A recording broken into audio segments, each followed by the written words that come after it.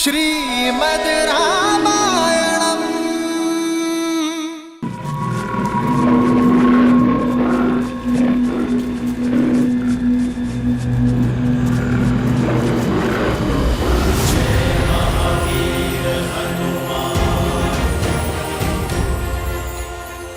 बालकों, किससे डर के भाग रहे थे?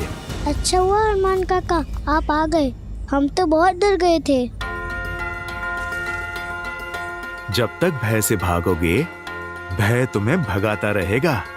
पर हनुमान काका वो बाघ बहुत भयंकर है, वो वानर भक्षी हो गया है, हमारे खेलने के स्थान पे आ जाता है और हमें खाने का प्रयास करता है। कुमार अंगद, किष्किंधा के भविष्य हो तुम। मित्रों की रक्षा करने के स्थान पर यदि स्वयं डरकर भागोगे तो फिर क्या संदेश दोगे इस संसार को? पर हम उसका सामना कैसे करते? वो इतना विशाल और हम नन्हे वानर। पुत्र अंगद, मधुमक्खी भी तो नन्ही होती है, पर कोई भी उससे बैर नहीं लेता, क्योंकि वास्तविक सत्य शारीरिक नहीं मस्तिष्क में होती है। और फिर तुम्हारे पास एक और शक्ति भी है, संगठन की। तुम छोटे अवश्य हो, पर संख्या में बहुत हो, और बाघ तो अकेला है। यदि तुम मिलकर सामना करोगे तो बाघ तो क्या, बड़े बड़े राक्षस भी चित हो जाएंगे तुम्हारे सामने। पर कैसे?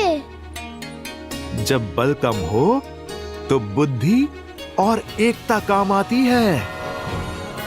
चलो योजना बनाते हैं। श्री हनुमान जी की जय, श्री हनुमान जी की जय, श्री हनुमान जी की जय। एक एक वानर एक एक वृक्ष पे होगा, अच्छे से दृष्टि रखेगा कि बाघ किस मार्ग से जा रहा है। जिस वानर के पास से वो निकले, वो वानर अपनी चित्कार से संकेत करेगा। सचेत करने के लिए केवल सचेत नहीं करना है, बाघ के पीछे चलकर बिना किसी ध्वनि के उसका पीछा करना है। पर चित्कार रुकनी नहीं चाहिए। पहले एक देगा, फिर दूसरा, और फिर तीसरा, और फिर सब अपनी चित्कार एक दूसरे की चित्कार में मिलाएंगे। फिर जब बाघ एक रिक्त स्थान पर आ जाए, सब एक साथ चित्कार दें और फिर कूदकर उसके सामने आ जाएं। वो दहाड़ेगा।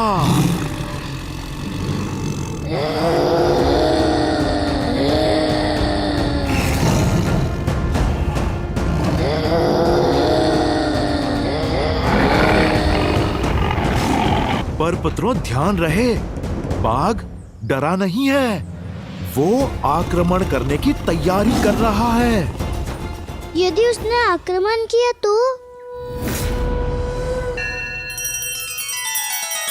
श्री रामचंद्र कृपालु भजुमन हरण भव भय दारुणम। नव कंज लोचन कंज मुख कर कंज पद कंजारुणम।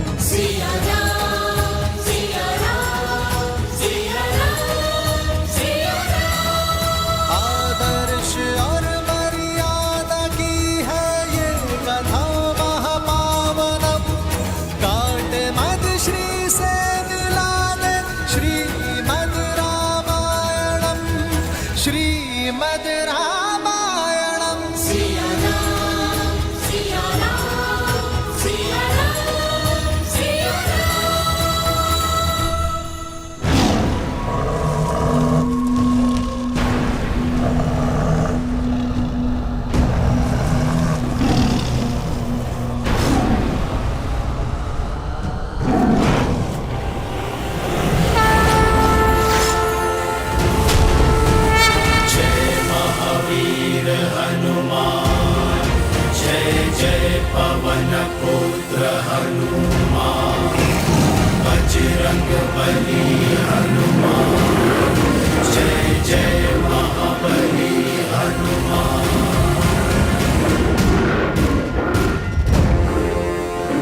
कहा था ना, तब मैं आऊंगा।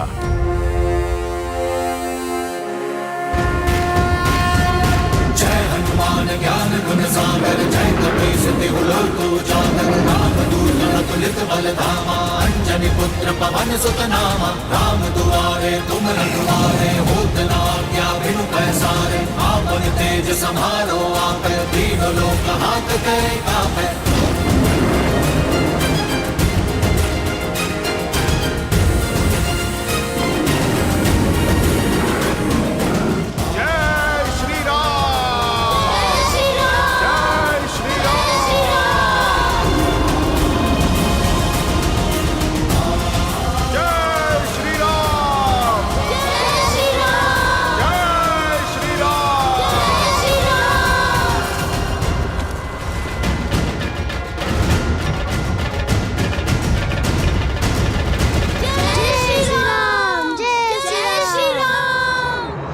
अब समझे, सच्चा बल भुजाओं में नहीं, स्वयं पर किए गए विश्वास में है। फिर बाघ चाहे कितना भी विशाल हो, नन्हे मुन्ने भी उसका परिहास कर सकते हैं। समझो, भय की आंखों में आंखें डाल के विश्वास से देखोगे, भय स्वयं दुम दबा के भाग जाएगा। पर ये विश्वास जगेगा कैसे हनुमान काका? भक्ति और शक्ति में संतुलन बनाना सीख जाओ। भक्ति तुम्हें धर्म से जोड़ती है और शक्ति कर्म से, और ये संगम जीवन के हर एक उतार चढ़ाव में तुम्हारा मार्गदर्शन करेगा। तो हमें भक्ति और शक्ति दोनों का पथ दिखाइए। ठीक है, तो फिर आरंभ अखाड़े से करेंगे। तुम्हें कुश्ती कला में निपुण बनाकर शक्ति पाने के योग्य करूंगा और योग का ज्ञान सिखाकर सिद्धियां पाने का द्वार खोलूंगा।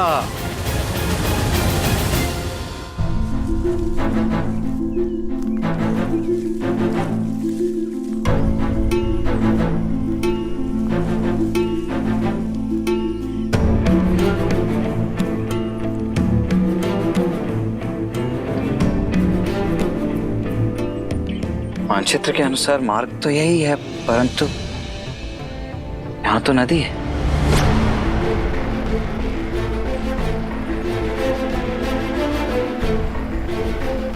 कदाचित हम मार्ग भटक गए हैं भैया।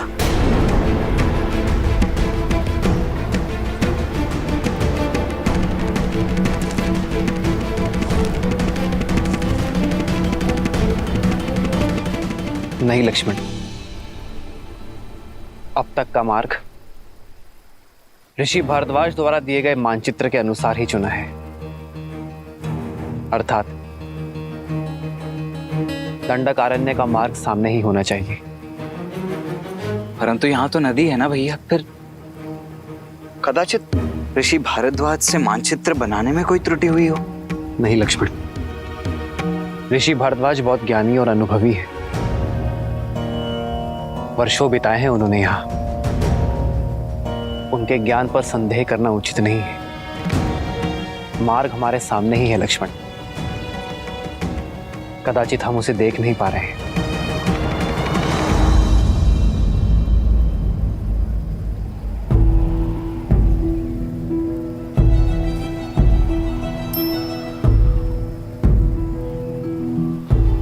कदाचित इस वन में जैसा दिख रहा है वैसा है नहीं लक्ष्मण।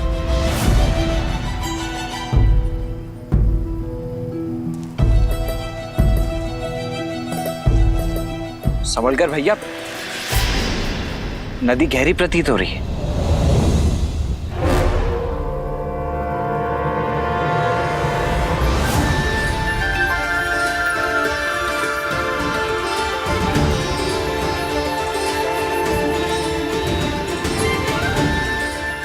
यहाँ कोई नदी नहीं है, केवल नेत्रों का भ्रम है। ऋषि भारद्वाज ने भी बताया था कि राक्षस मायावी है। कहीं ये भी किसी माया का भागी तो नहीं है? यदि मार्ग ढूंढना है तो माया से लड़ना होगा लक्ष्मण। जी भैया। आओ सीता।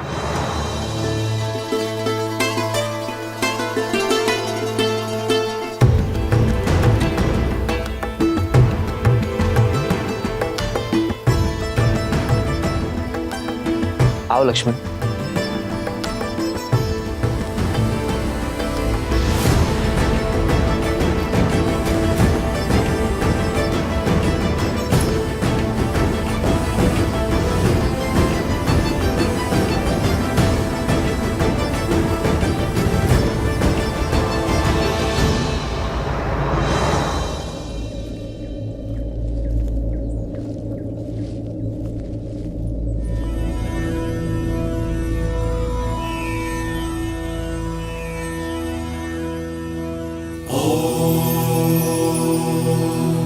शांति शांति शांति।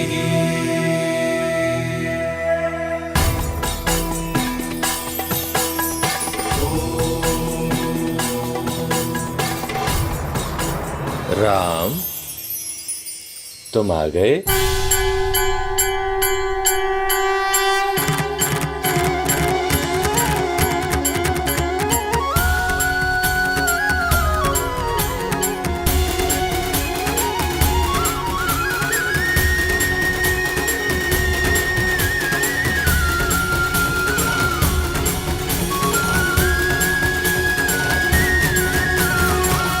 आप हमें जानते हैं ऋषिवर? हाँ राम, तुम्हारे जैसा पुरुषोत्तम ही हमारे द्वारा रचित इस ब्रह्म जाल को तोड़कर अत्रि आश्रम में प्रवेश कर सकता है। ऋषि अत्रि, भाग्यशाली तो हम हैं जिनके तप और तेज के विषयों के बारे में केवल सुना, आज उनके दर्शन भी पा लिए। प्रणाम ऋषिवर। यशस्वी भव, तुम्हारा शौर्य बना रहे।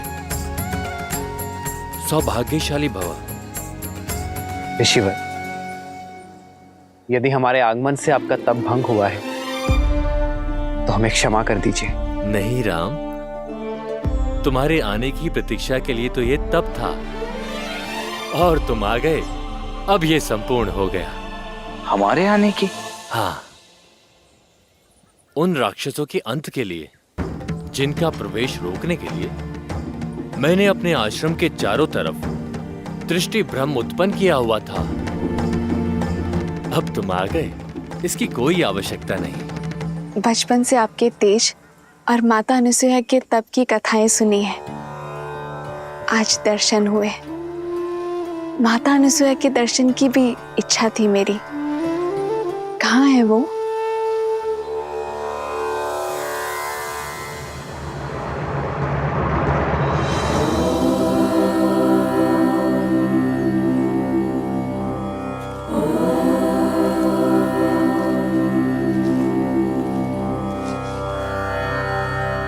प्रणाम अनुसुईया माता।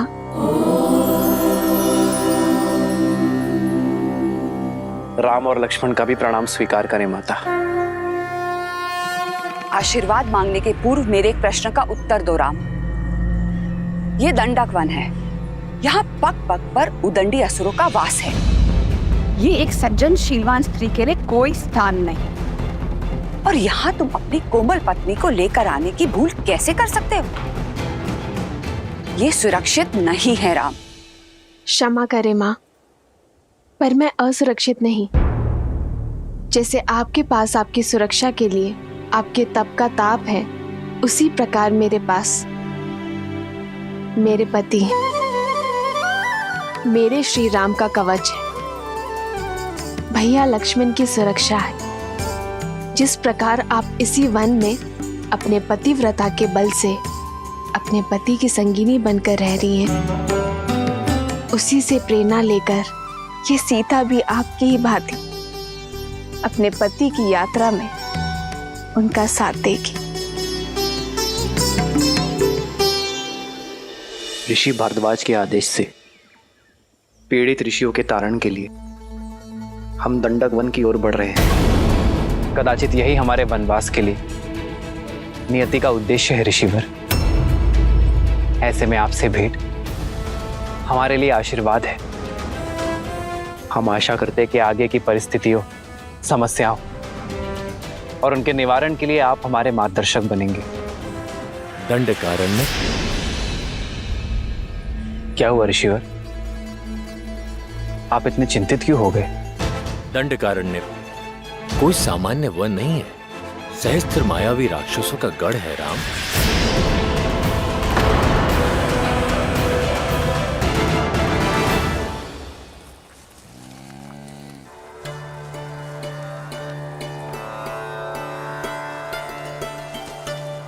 यदि अनुमति हो तो कुछ पूछूं माँ? हाँ, पूछो।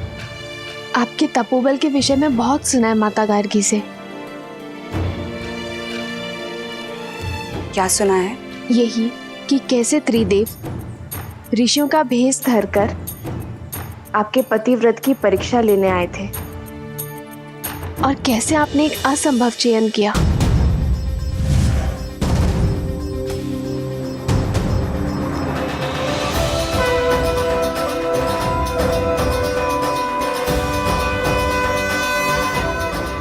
ब्राह्मणों की सेवा तो हर गृहस्थ का धर्म होता है।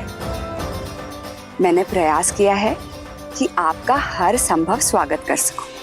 भोजन ग्रहण कीजिए देव। अवश्य देवी, परंतु बिना स्नान किए ये भोजन ग्रहण करना हमारे लिए वर्जित है। मैं अभी आप लोगों के स्नान का प्रबंध आश्रम के जलाशय में करवा देती हूँ। रुकिए देवी, धर्म कहता है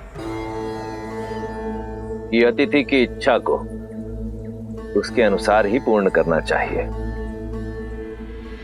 हमारा कहने का आशय ये है कि यदि आप स्वयं अपने हाथों से हमें स्नान कराएंगे तभी ये भोजन ग्रहण करना उचित होगा।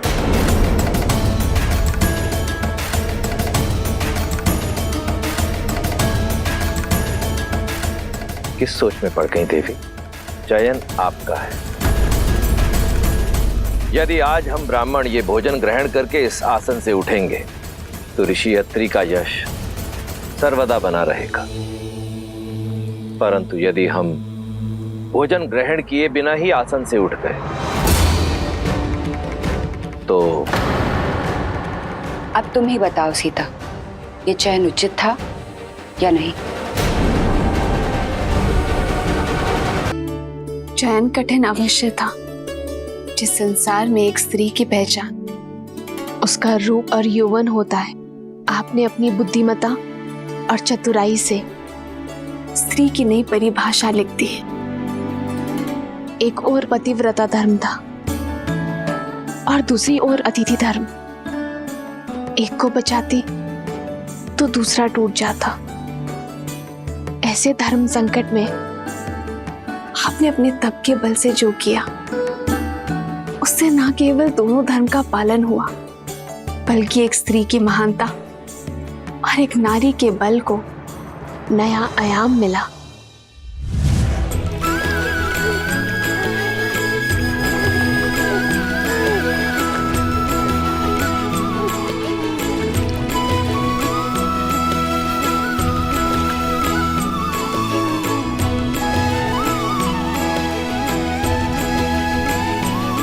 अब आपका स्नान संपन्न हुआ।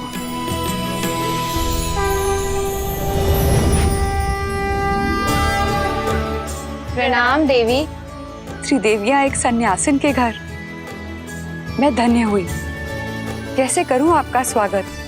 हमें स्वागत नहीं, आपकी सहायता चाहिए देवी।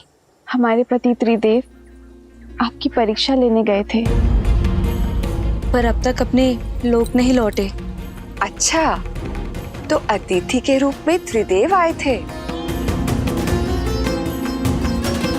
ये रहे।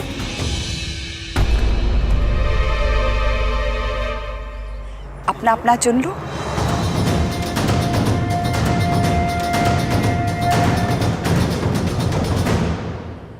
ये सब शिशु? हाँ, इन सब का आग्रह था कि मैं भोजन के पूर्व इन्हें अपने हाथों से स्नान कराऊं। मेरे पास और कोई विकल्प नहीं था, तो मैंने इन्हें शिशु में बदल के अपना धर्म पूर्ण किया। महान है आप और आपका पतिव्रता धर्म। कृपया हमारे पतियों को त्रिदेव बनाकर हमें पुनः लौटा दीजिए।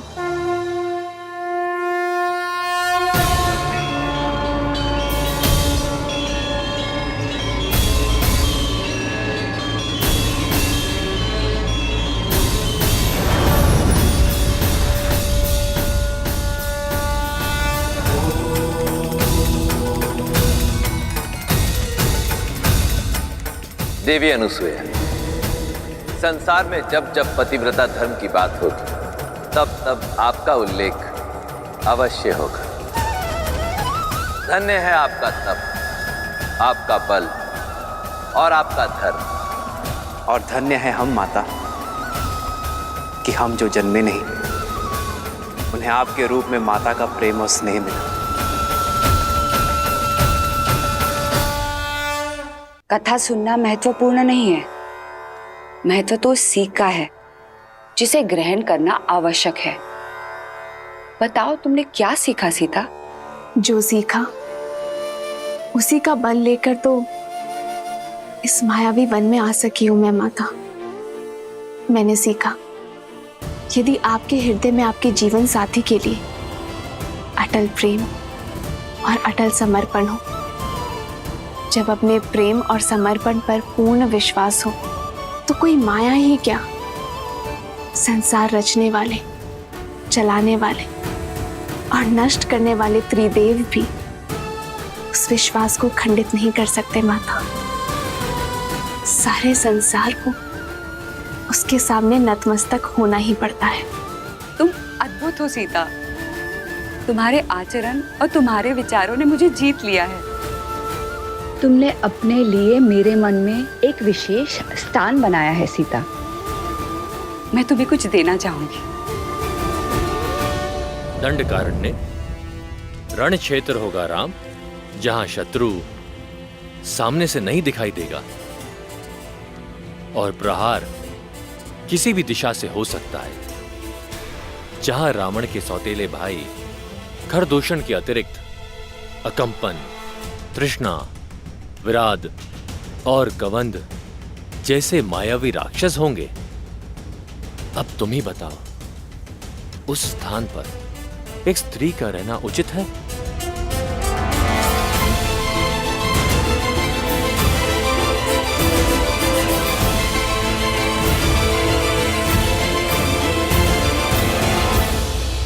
श्रीमद् रामायणम। जब अपने प्रेम और समर्पण पर पूर्ण विश्वास हो, तो कोई माया ही क्या, संसार रचने वाले, चलाने वाले और नष्ट करने वाले त्रिदेव भी उस विश्वास को खंडित नहीं कर सकते माता।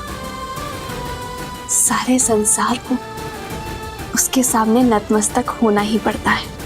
तुम अद्भुत हो सीता, तुम्हारे आचरण और तुम्हारे विचारों ने मुझे जीत लिया है। तुमने अपने लिए मेरे मन में एक विशेष स्थान बनाया है सीता। मैं तुम्हें कुछ देना चाहूंगी।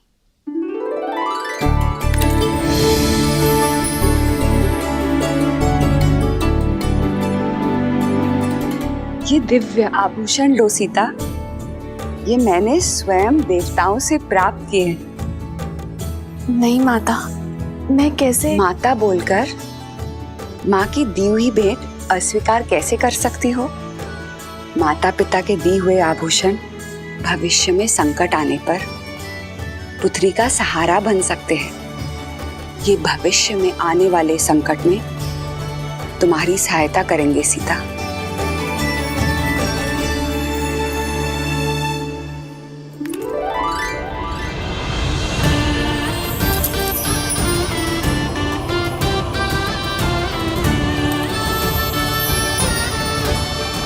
साक्षात देवी लक्ष्मी का अवतार लग रही हो।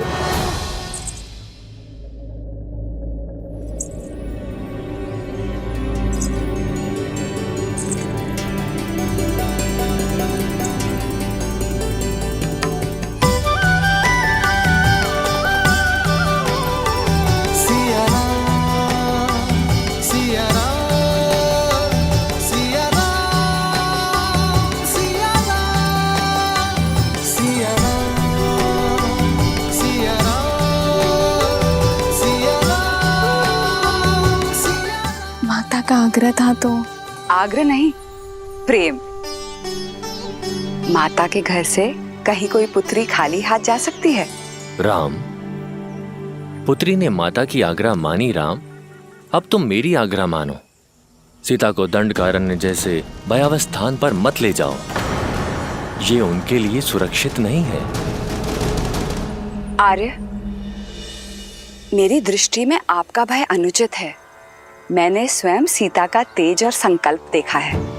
जिस यात्रा पर ये दोनों जा रहे हैं वह सीता को राम की सुरक्षा की नहीं, परंतु राम को सीता के साथ और संकल्प की आवश्यकता है।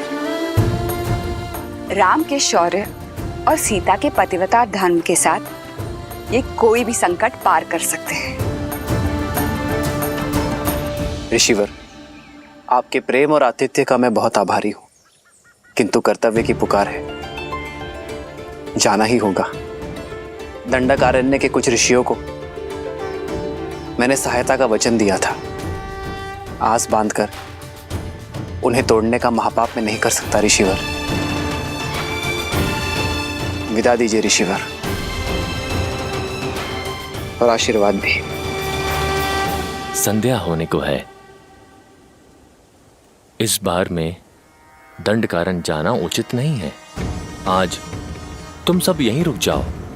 कल भोर में नए सूर्योदय के साथ नई यात्रा प्रारंभ करना।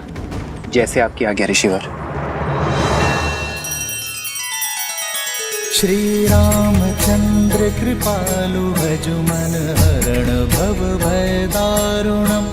नव कंज लोचन कंज मुख कर कंज पद कंजारुणम।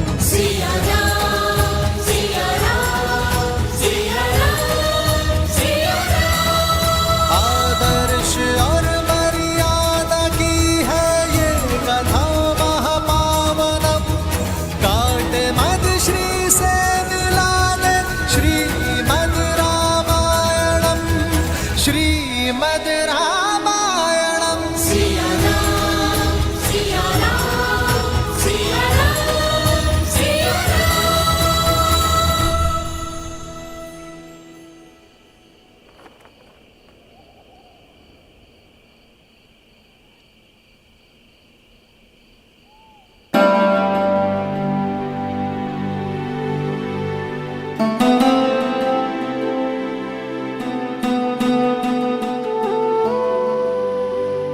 आज मेरी सीता कहीं खो गई थी। आपके सामने ही तो हूँ। मुझे तो साक्षात देवी लक्ष्मी दिखाई दे रही है। इतनी अद्भुत उपमा मत दीजिए आर्य। मैं केवल सीता हूँ, अपने वनवासी राम की साधारण पत्नी। तुम्हारी यही असाधारणता, तुम्हारा समर्पण तुम्हें असाधारण से परे बनाते हैं सीता। पवित्रता और सौंदर्य का संगम हो तुम। सच में तुम्हें पाना मेरा सौभाग्य है सीता।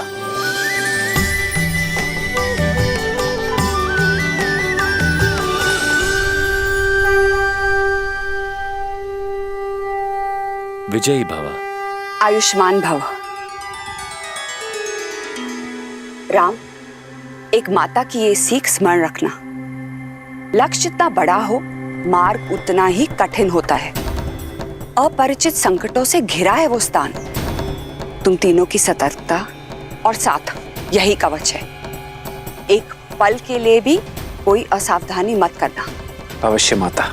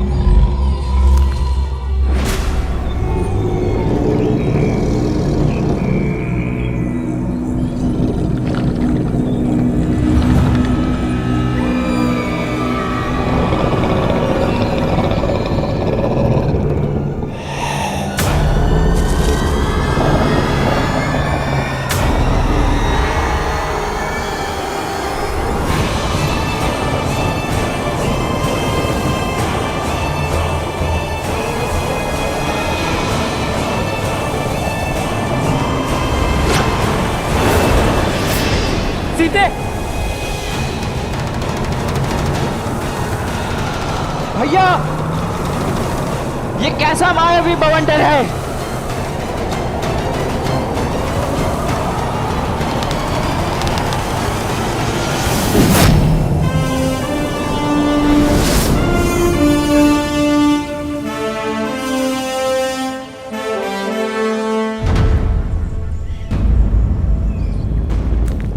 भैया,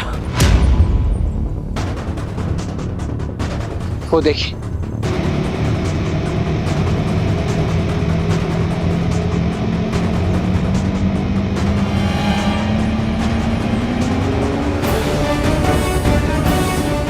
वो महापापी विराट नवयुवतियों को ही अपना लक्ष्य बनाता है।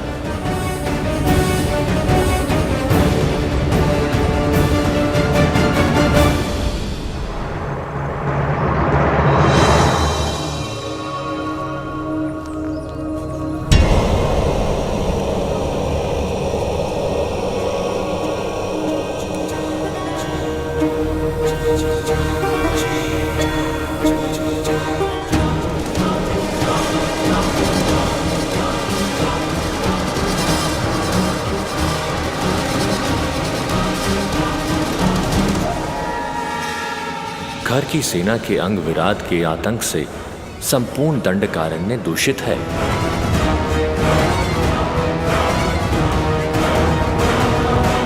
ना जाने कितने ही मनुष्यों को लील गया होगा ये महापापी। इसे अवसर नहीं, अंत की आवश्यकता है। हमें विराट का संहार करना ही होगा लक्ष्मण।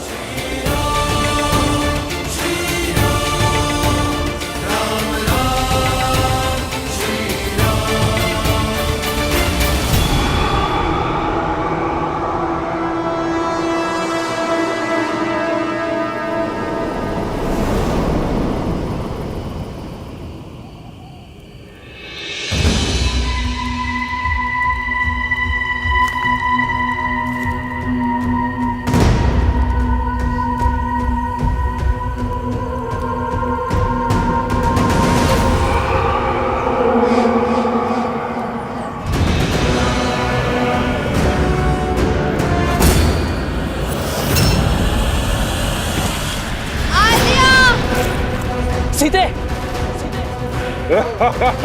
श्री राम! भैया लक्ष्मण रक्षा कीजिए!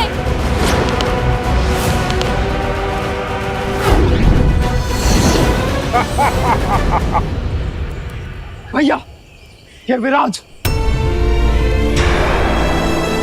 सीते!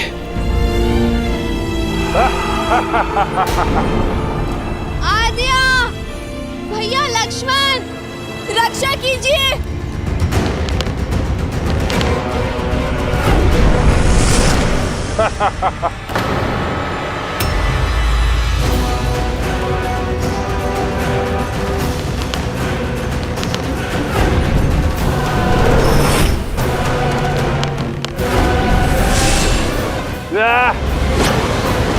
सीते!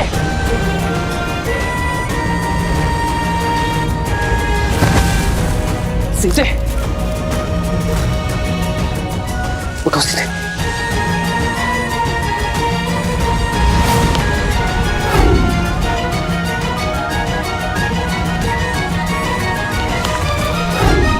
भैया, इस पर हमारे बाणों का कोई प्रभाव नहीं हो रहा है।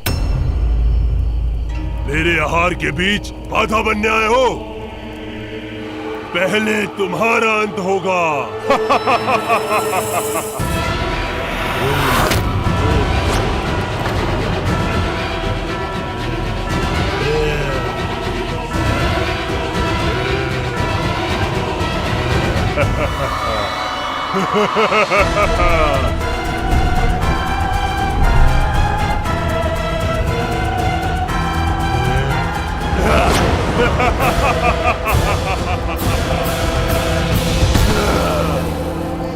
बड़ा दुखदाई और कष्ट भरा अंत होगा तुम्हारा।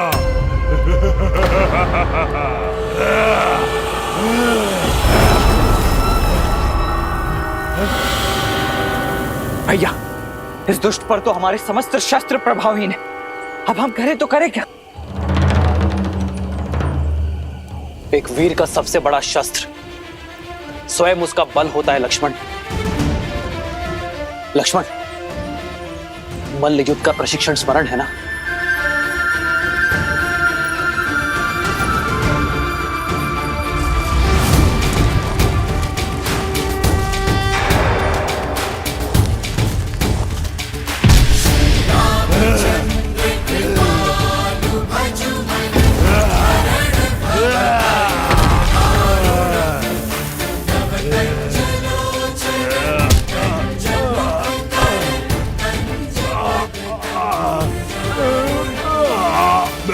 नहीं मरूंगा, मुझे श्राप मिला है।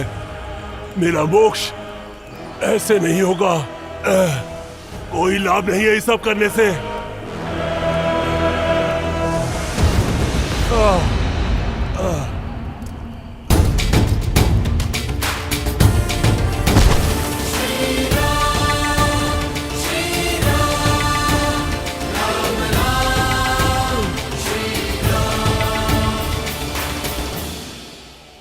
मुझे जीवित की धरती में गाड़ दीजिए राघव, तभी मैं इस नरकीय जीवन और अपने इस शाप से मुक्त हो पाऊंगा। कैसा शाप मिला है तुम्हें विराट? अपना परिचय दो। मैं टुमरू हूं, एक गंधर्व जो श्राप के चलते इस राक्षस रूप में आ गया। काम के मध में चूर होके मैंने कुबेर की पुत्र वधू रंभा पर कुदृष्टि डाली थी। कुबेर की सभा में उसके पति के पास ले जाने के स्थान पर मैंने उसका अपहरण कर उससे विवाह करने का प्रयत्न किया, जिसके दंड के रूप में कुबेर ने मुझे स्त्रियों के अपहरण करने वाला राक्षस बनने का श्राप दिया। और मोक्ष का केवल एक ही मार्ग था, श्री राम, जो मेरा उद्धार करे। आपका कोई अस्त्र शस्त्र मुझ पर नहीं चल पाएगा, इसलिए हे प्रभु, मुझे जीवित ही गाड़ कर मुझे इस श्राप से मुक्ति दे। किंतु मैं ही क्यों? क्योंकि मेरे श्राप और इस पीड़ा का अंत केवल वही कर सकता है जिसने जीवन भर स्त्रियों का सम्मान किया हो, जिसने कभी किसी पर स्त्री पर कुदृष्टि न डाली हो। मैंने मोक्ष की इच्छा से न जाने कितने ऋषि मुनि और देवों के दरवाजे खटखटाए, किंतु सभी के मन में किसी न किसी पराई स्त्री के लिए काम अवश्य जागा था। प्रभु, राघव, इस संसार में केवल आप हैं जो पवित्र हैं, इसलिए हे राम, मेरी सहायता कीजिए, मुझे श्राप से मुक्ति दिलाइए। तुम गुरु, तुम्हारा जीवन समस्त संसार के लिए एक सीख है। स्त्रियों के सम्मान, उनके आदर का पाठ पढ़ाने वाला अध्याय है।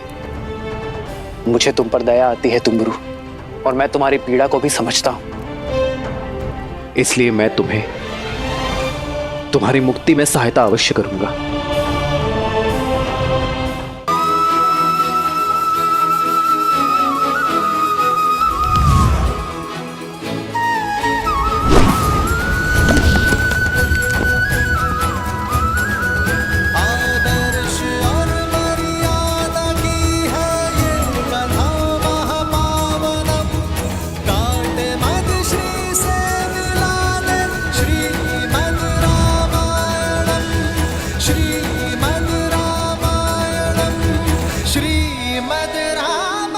अब धन्य है मर्यादा पुरुषोत्तम राम, आपने मुझे मुक्त कर दिया।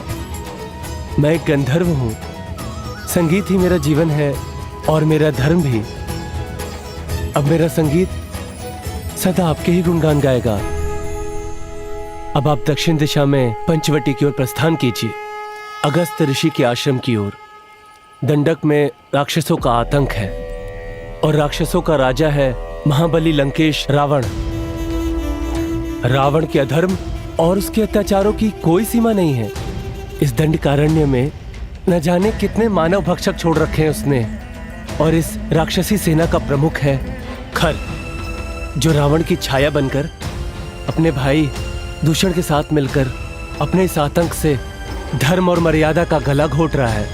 अधर्म और पाप के इस जाल से बचने के लिए, धर्म और पुण्य की स्थापना के लिए प्रभु आपको ऋषि सरभंगा के मार्गदर्शन की आवश्यकता है। वही आपको ऋषि अगस्त तक पहुंचाएंगे। केवल ऋषि अगस्त्य ही हैं जो राक्षस राज और उनके अंत के ज्ञाता है। शीघ्र जाइए राम, ऋषि सरभंगा के जीवन की डोर को आपके दर्शनों की आस ने ही थाम रखा है। फिर तो हमें इसी क्षण निकलना होगा।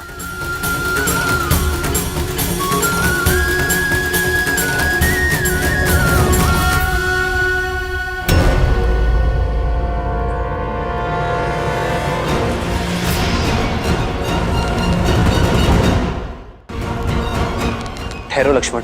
भैया, ये अवश्य ही राक्षसों का कोई गुप्तचर है। इससे पूर्व कि ये अपने साथियों को हमारी सूचना दे, मुझे इसका अंत कर देने दीजिए। लक्ष्मण,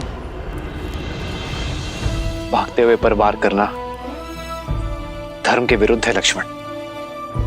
और फिर ये कैसे मान ली जाए कि वो गुप्तचर ही है? रघुकुल की मर्यादा और सम्मान उनके वंशजों के शौर्य में है लक्ष्मण,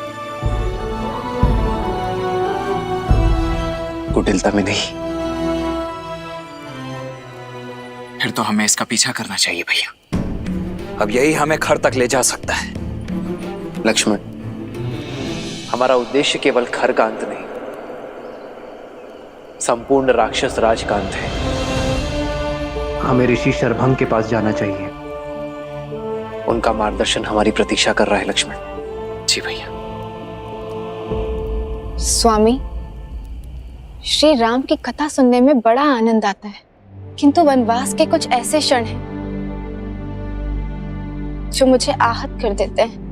मैं समझता हूं देवी, परंतु वृक्ष की छाया के सुख का आभास तभी होता है जब व्यक्ति कड़ी धूप में अपने तन को बहुत देर तक जलाए। ये प्रसंग संसार के लिए इसलिए आवश्यक है क्योंकि ये संसार को ये शिक्षा देते हैं कि पीड़ा एक बहुत बड़े उद्देश्य की पूर्ति का साधन भी होती। बात आपकी उचित है, किंतु मोक्ष के बाद विराट ने जिन संकटों के बारे में कहा था वो क्या है? उद्देश्य जितना पावन होता है, मार्ग में कठिनाइयां भी उतनी अधिक आती हैं।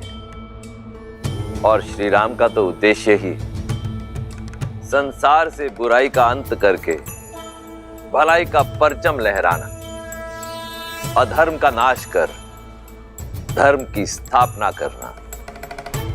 और अभी तो इस यात्रा का आरंभ हुआ है देवी। यूं समझ लीजिए देवी कि श्री राम दंडकारण्य के भीतर नहीं, संकट और समस्याओं के एक माया जाल के भीतर जा रहे हैं। विराट तो केवल एक श्राप के कारण दानव बना, परंतु ऐसे कई दुष्ट जिनका स्वभाव ही है पाप कर्म करना, जिन्हें ऋषियों, मुनियों और सज्जन व्यक्तियों को पीड़ा देने में आनंद आता है, उनका अंत भी तो श्री राम को ही करना है। भगवान विष्णु के अवतार के लिए भला क्या कठिन हो सकता है? वो चाहे तो क्षण भर में रावण के अभिमान और उसके पापों का अंत कर सकते हैं। देवी, यदि रावण की शक्तियां असीमित हैं, उसका सैन्य बल अतुलित है, तो सामने भी नारायण है जिनका तेज अलौकिक है, और उस तेज के सामने इस ब्रह्मांड में कोई टिक नहीं सकता। परंतु ये मत भूलिए कि इस समय राम के रूप में नारायण मनुष्य रूप में अवतरित हुए, और उन्हें जो भी करना होगा वो मनुष्य जीवन की सीमाओं में बंधकर ही करना होगा, मर्यादा में रहकर करना होगा, क्योंकि ये मर्यादा ही तो है जो श्री राम को इस धरती लोक का निवासी बनाती है, मनुष्य बनाती है। वो मनुष्य जिसे पीड़ा भी होगी, जिसे कठिनाइयों का सामना भी करना होगा, जिसके शत्रु भी बनेंगे,